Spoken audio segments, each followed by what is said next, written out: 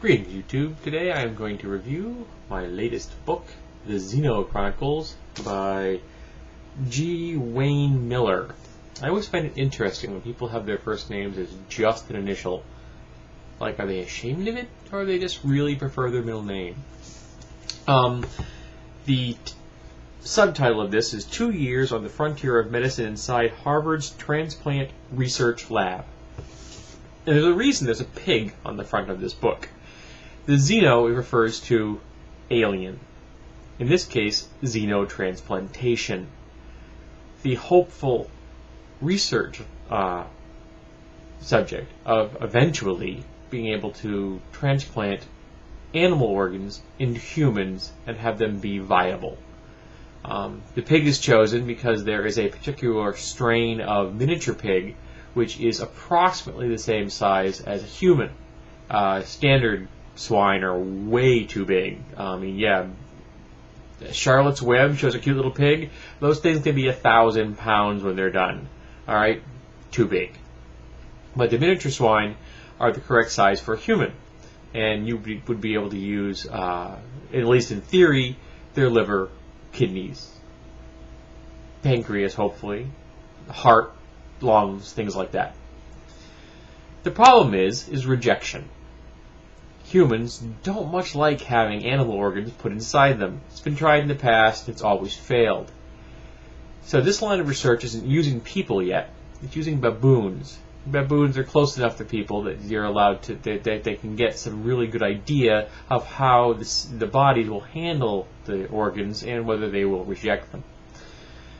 And it appears that the organs produce a sugar, and it is the sugar that triggers the immune response in the baboons.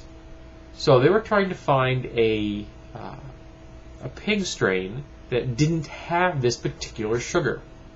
And over a lot of research and a lot of trials and error, they eventually found one that produced a pig which didn't have this type of sugar.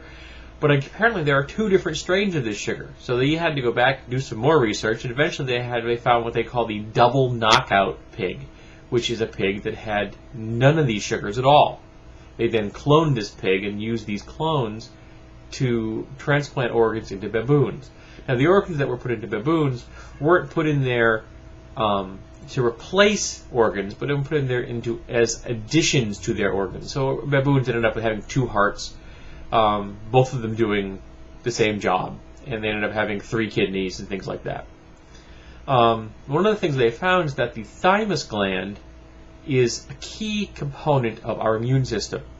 So they decided that maybe if we were to transplant the pig's thymus gland into the baboon at the same time, you'd get a better response. And eventually some researcher decided to take a segment of a pig's thymus gland and bond it to a kidney.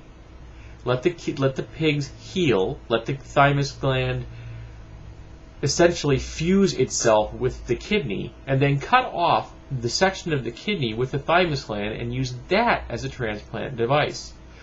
They were essentially creating a customized hybrid organ, and it was quite successful.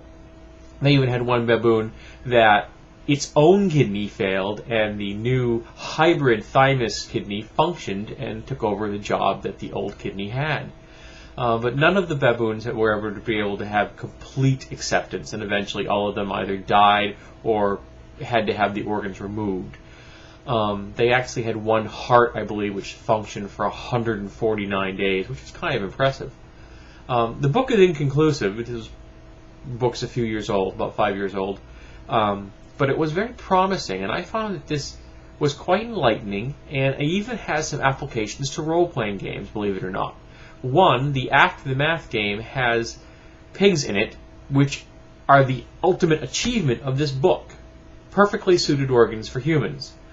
And the mutant versions of these pigs in the game are much like people. But in addition, I think this book would be good for someone who wants to run a hard science fiction game or a cyberpunk game that has a basis in reality.